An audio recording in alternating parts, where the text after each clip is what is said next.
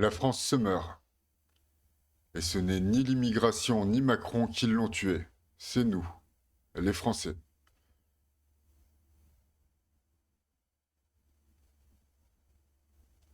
Voilà ce que personne n'ose dire. En 2023, la France est 23e au classement PISA en mathématiques, sur 37 pays de l'OCDE. En 1995, on était dans le top 10. En 30 ans, l'école française s'est effondrée silencieusement et personne n'en parle vraiment.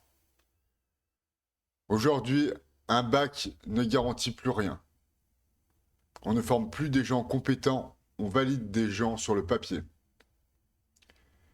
Les classes prépa, les grandes écoles, les formations d'élite restent inaccessibles sans argent. 75% des élèves de Sciences Po viennent de familles aisées. On a donc deux France scolaires, ceux qui peuvent se payer l'excellence et les autres qui reçoivent un diplôme qui ne vaut plus grand-chose. C'est ça la décadence. Pas spectaculaire, pas visible au premier coup d'œil, mais mortelle sur le long terme. Nos journalistes, nos hommes politiques, nos influenceurs, qu'ont-ils en commun?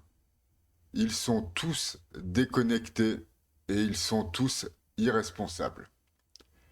Les journalistes jouent aux grands intellectuels, mais beaucoup n'ont pas fait d'études. Leurs formations sont accessibles uniquement sur concours, uniquement aux riches qui peuvent se préparer.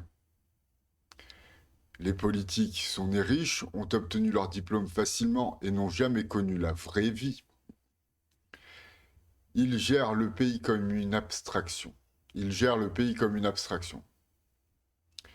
Les influenceurs, eux, s'improvisent économistes, sociologues, historiens.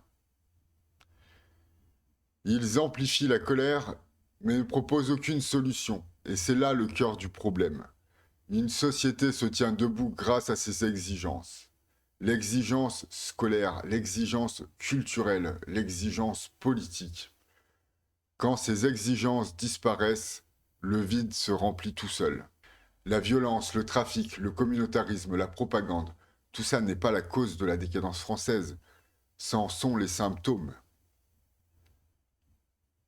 L'immigration n'a pas créé ce vide, elle l'a révélé. Quels sont les fleurons de la France? L'agriculture, et donc sa gastronomie, sa langue, et donc toute sa culture, son histoire, ses romans, ses chansons, ses pièces de théâtre. La langue française est à elle seule la moitié de la culture française.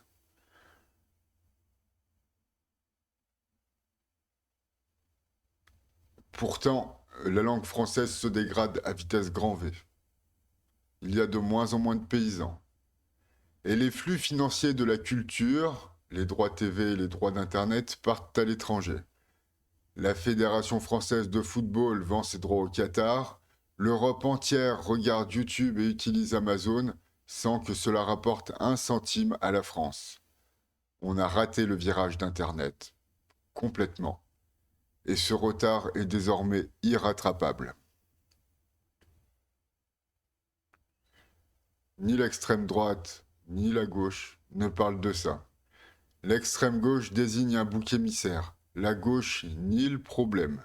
Et pendant ce temps, la société continue de se vider de sa substance. La vraie question n'est pas qui on va voter. La vraie question, c'est qu'est-ce qu'on est prêt à exiger de nous-mêmes. Parce que les pays ne meurent pas tués par leurs ennemis. Ils meurent quand ils arrêtent de se battre pour ce qu'ils sont.